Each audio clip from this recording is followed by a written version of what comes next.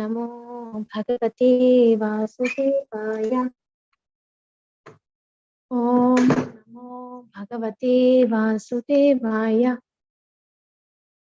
ॐ नमो भगवते वासुदेवाय।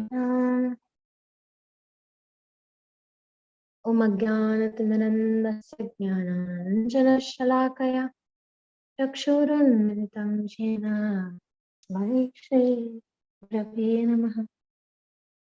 नमो विष्णुपादाय कृष्णप्रेष्ठाय भूतले श्रीमते भक्तिवेदान्त स्वामिनिति नामिने। नमस्ते सरस्वती देवे गौरवाणी प्रचारिणे निर्विशेष शून्यवाद राधे शतारिणे। जय श्री कृष्ण चैतन्य प्रभु नित्यानंद श्री अद्वैत गदाधर श्रीवासादि गौर भक्त वृंद। हरे कृष्ण कृष्ण कृष्ण हरे हरे, हरे राम राम राम हरे हरे। जय श्रीमद् भागवतम की जय।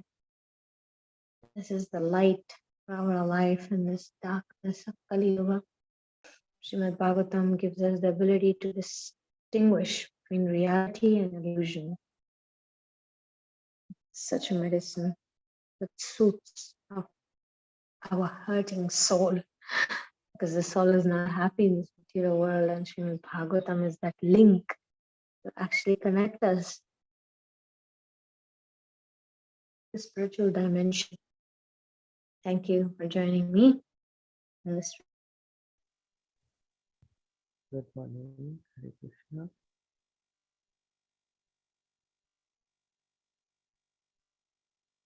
We are reading the romantic but a very unconventional romantic story where Kardama is already thinking of his renunciation, separation, emancipation.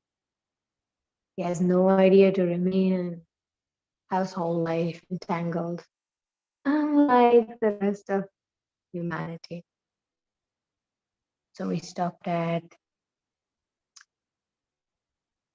Manu's little bit of oops moment. He was wondering if Devahuti will accept this condition to become a widow very soon after Kardama was planning to leave, just do his duty and keep moving, keep moving. Kardama could see the emperor's discomfiture, but he was determined to attain spiritual perfection. This meant giving up family life at the appropriate time. He looked the emperor firmly in the eye. My highest authority is the unlimited Supreme Lord, from whom this wonderful creation emanates, and in whom its sustenance and dissolution rest. He is the origin of his Prajapatis. Kardama fell silent, thinking of his revered Vishnu, from whose navel grows cosmic lotus. A serene smile brightened his handsome features. Manu released a long, low sigh.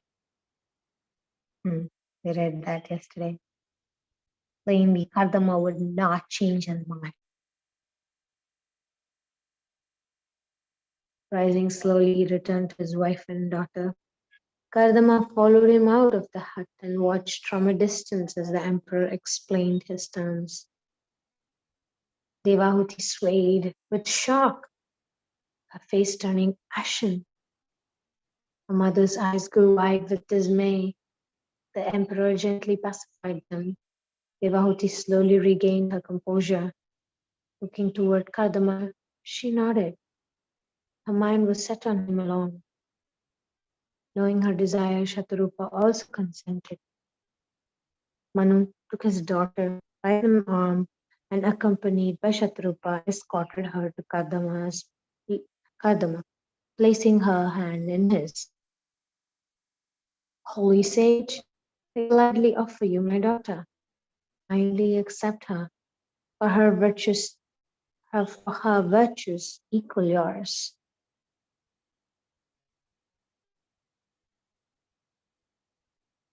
Kardama smiled kindly at his new wife. Blushing, he raised her eyes to meet his. We'll pause there. Aww, that's the romantic part of this story. It's an arranged marriage, yet Devahuti had made her mind.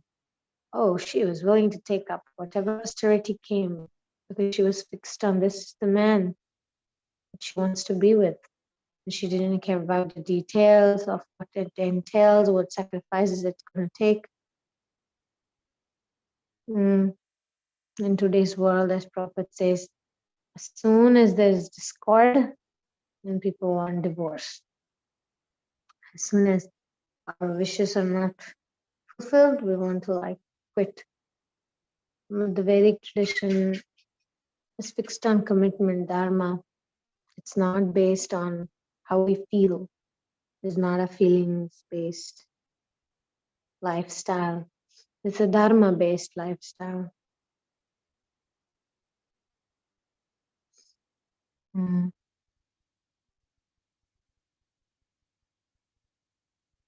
Also, there's not like all this fancy wedding, spending crores of rupees, spending lakhs of rupees. I mean, this is Swayambhu Manu, the daughter Devahuti, they could have had a huge wedding. But it looks like that's it. The father gave consent, gave the daughter, and that's that. It's not like drama there. I like that. Any comments?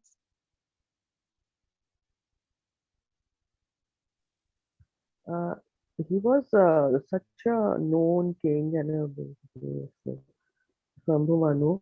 Then why did he very simply he gave his daughter to Kadamani? There were no audience, no spectators. The people didn't join them. Nobody was there. Only he brought the Devahuti and Satrupa were there, and they gave their daughter to the sage. Why was this so simply it was done? My understanding is that the whole point of Swayambhu Manu taking this mission eagerly was to populate the world. There were not many people to invite to the wedding. That's one consideration. Of course, they could invite Brahma, etc. But these are all great personalities, unlike normal human beings, right?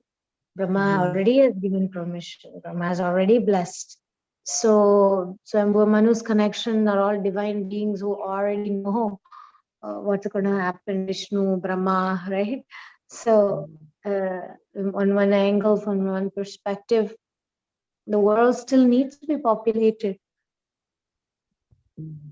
There's not enough human beings who can actually go and celebrate. It's like, okay, him, his wife, the daughter, and he has other daughters, and that's it. There's not like a whole lot of people yet. Okay, that's the first consideration. Second consideration, from my understanding, is that wedding ceremony, marriage is done according to the family of the groom, right? For example, no, there's a whole dhulha wala and all that, right? They do the whole drama for the family of the boy. And here in this, there's no scene for such things. There is no father and mother of the dulha asking for a dowry or asking for some pompous wedding, and they don't need to prove. There's no this messed up culture of today. The culture is very much like, if you have a daughter, you have to cough up money to get her married, and But the lot of dowry was given, and it is written in Bhagavatam. I have read. Yeah, that's true. Dowry has to be given from a father has to give a dowry to a daughter. Yes. Yeah, I mean the concept was very different. That's what I'm trying to say. That The Okay. concept of dowry today is very different Mm. from the Very. concept in the Mm. past. It's really given with the mood of Sinsattva Guna. Okay, Mm. it's for the security and it's for the future, like that. It's Yes. not based on social status and trying to prove or trying to please the groom's side. That's not, it's not the Rajasic and Tamasic uh, dowry system. Mm. But the wedding, yeah, the wedding is a good question. But I again, as I said, Kardama's mood was matching, fitting this decision. Because, and Mm. then the third thing that I wanted to say is also there's a mission ahead of Kardama. No? Yes. Marriage is not the, I mean, today's thing is like the marriage is a huge thing. I mean, sorry, the wedding is a huge thing. But then marriage, who knows if they're really prepared for marriage itself. Married life is another question, and wedding is another thing. Nowadays, people focus so much on the wedding and but not actually on the marriage. But Mm. here, the focus is very much on the marriage. What is the purpose of them being together? What they're going to do? How no, he's going to continue. You know that he's going to continue his austerities and everything, and she's going to keep helping him and serving him. They're not going to immediately jump on the airplane and go on their honeymoon yet, Mm. right? It's going to take him long, long time until that to that point.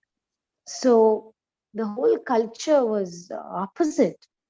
And like my grandmother says, nowadays people cram in 25 years of romance in 5 months, 6 months. Want to blow it all away, right? And then they spend the money for the wedding, they go on these expensive vacations, and they're in the total mood of enjoyment. And another example we can think of is a birthday, right? The concept of birthday in Vedic lifestyle and modern lifestyle is completely opposite. Like the Vedic concept of birthday is that, oh, today you serve others. You serve the Vaishnavas. I remember my grandfather would say, today is your birthday, so you go, you serve. You know, you go, you serve prasadam to people, you give charity to people, you fall at the feet of elders and get their blessings, right? There was a attitude of submission, that you get blessings, you get blessed by service attitude. You become the servant that day, which is a spiritual idea of celebration, Mm. serving. Whereas the modern concept is the birthday is Is to enjoy the day. I don't need to tell you. The concept is like it's very spoiled, right? You make that person feel like they are the prince or the princess, and then they're spoiled. All that expenditure for what? I mean, this is very much modern day culture. I'm not criticizing or I'm not saying we shouldn't celebrate children's birthdays, but the culture is not to give them, imbibe in them attitude of service. The culture today is to induce them into sense gratification, into making them feel special. How do we make children feel special? By giving them whatever toys or celebrating and this and that. But it comes with consequences. It's not like free of consequences, right? Then the child every birthday expects gifts and presents, and he or she wants to be treated like a princess or prince.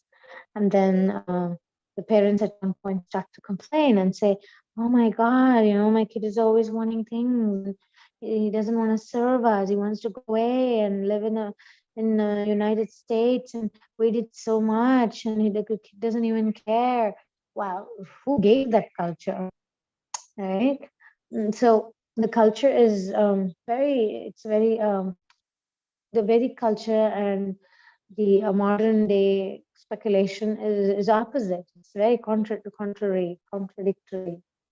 On one side, we want our children to be respectful to us.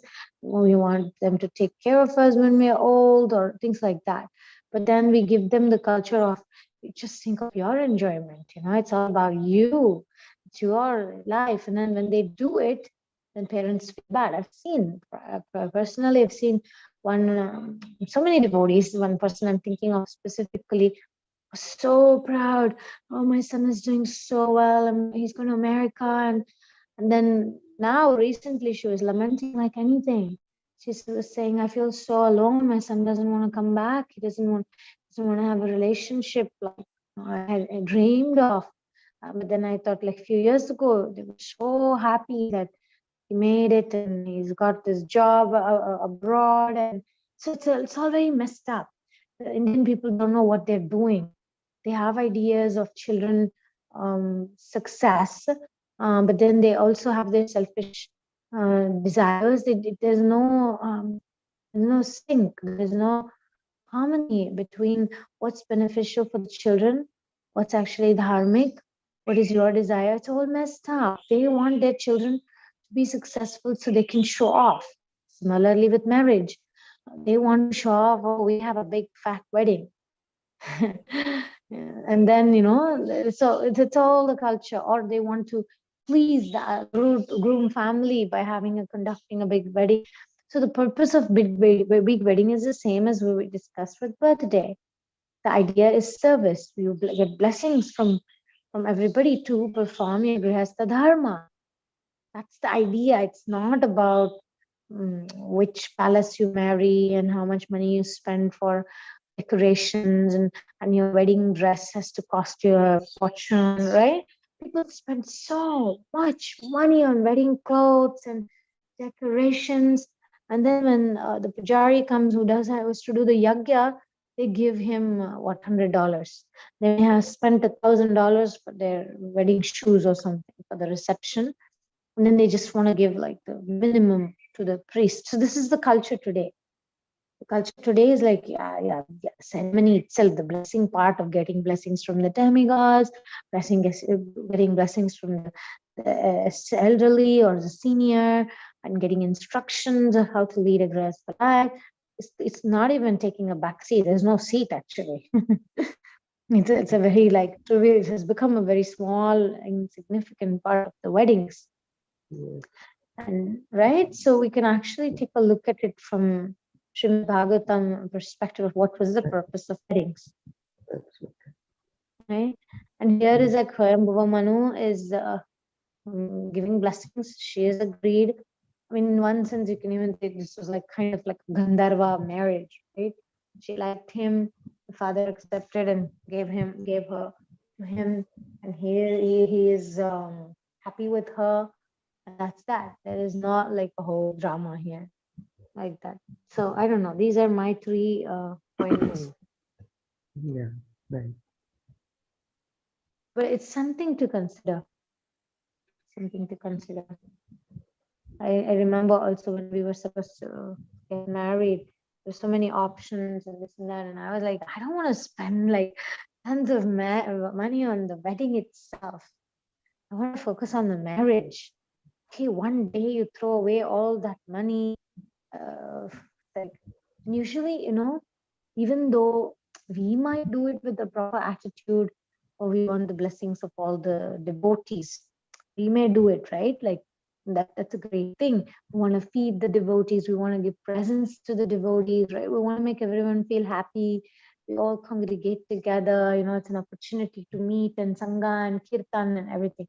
But nowadays, that it's like, oh, these relatives are there. All these relatives are in a very envious mindset, right?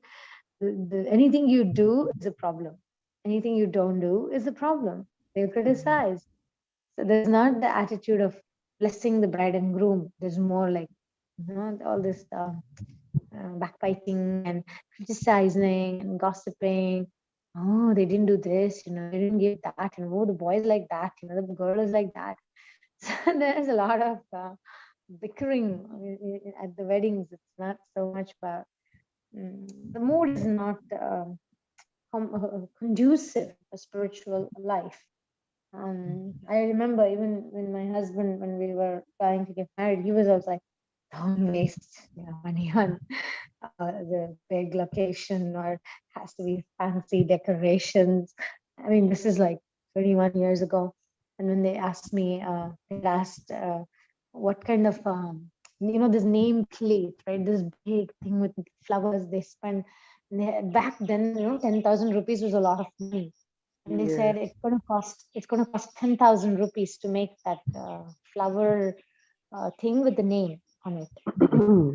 I remember thinking, oh my God, 10,000 rupees, how many Vaishnavas you can feed? And then I decided, come on, we don't need all those flowers.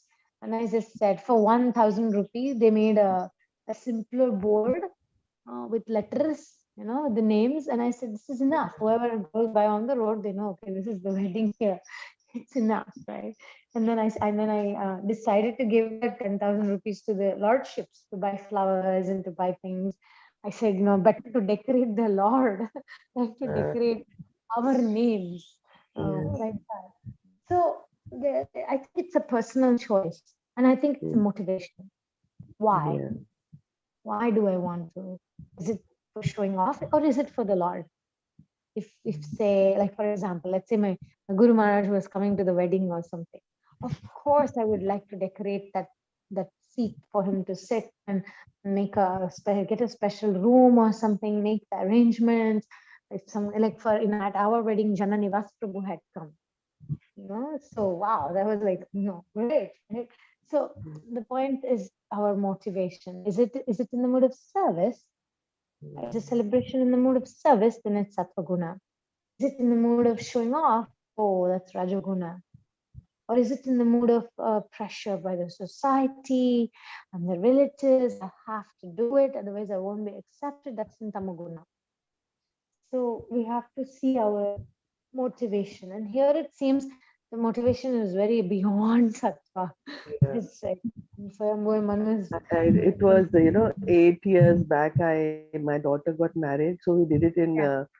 Delhi, this Radha Parthasarathi temple. Wow. So yeah, it was, they opened the president Mohan Rupa Prabhu. He said it is Ghar ka wedding. So they gave us Prashadam hall, everything. So decoration was done. Janmashtami, these people from Calcutta, they do. So we had hired Wow. those people. They did all. It was such a divine wedding. We had invited Wow. Gauramani. Gauramani also for Wow. singing. It was a beautiful Yeah, wedding. that's a I still spiritual remember when you were ambience. saying that, it was spiritual. And my daughter wanted a wedding Yeah. like this only. Yeah, she said, Um, I want a wedding in the temple and Vedic wedding. We had, yeah, it was a very beautiful wedding. yeah, that's different. You see, serving the Yeah. devotees, having There were devotees presenting the 100, temple. 100, all were only devotees, from Yeah, the temple. Yeah, all beautiful. brahmacharis and everybody were there to serve, and it was so nice, so beautiful. Yeah, and also it's in the temple. It's like, you Yeah, see, temple. Yeah, that is also a very important point. I remember when we were looking for locations, and then finally it was a Lakshmi Nrsimha temple. Like I said, this is the place, because we yeah, feel we are child of God, and we want it there, right, in the presence of Vaishnava, in the presence of the deity. yes, this is So what, yeah. that's And the very food from Govinda, it's so nice. yeah. Big Shradam, wedding. exactly. Feed prasadam. That's not, see, that's not Prashadam. any more a material wedding at Yes, all. It becomes okay, feeding the Vaishnavas, serving the Vaishnavas. It's a different category. Vivaha, right? It's a Vivaha Yagya. It's a sacrifice. It's not like some fun thing, right? Yeah. So important. So important. Okay, maybe we could end here today, and then we can read tomorrow from okay. Vidura happened. But this is an important point. Actually, this could actually be a nice little article about the intentions of weddings and all that. I think it's a good discussion today. Thank you, Rasis Kalimati. Thank you so much. So take care and see you tomorrow. You too. Happy Ekadashi. Hare Happy Krishna. Ekadashi to you too. Yeah, Mataji. Hare Krishna.